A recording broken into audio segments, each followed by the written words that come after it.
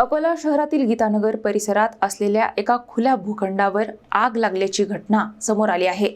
Short सर्किटमुळे ही आग लागल्याचा प्राथमिक अंदाज व्यक्त करण्यात येत असून परिसरात काही काळ भीतीचे वातावरण निर्माण झाले होते। अकोला शहरातील गीतानगर परिसरात असलेल्या एका खुल्या भूखंडावर अचानक आग लागल्याने परिसरात खळबळ उडाली। प्राथमिक माहितीनुसार शॉर्ट सर्किटमुळे ही आग लागल्याचा अंदाज व्यक्त करण्यात येत आहे। आगीमुळे मोठ्या प्रमाणात धूर निर्माण झाल्याने संपूर्ण परिसर काही काळ धुराच्या विळख्यात सापडला होता। सदर खुल्या भूखंडाच्या लगत दाट लोकवस्ती असल्याने नागरिकांमध्ये भीतीचे वातावरण निर्माण झाले।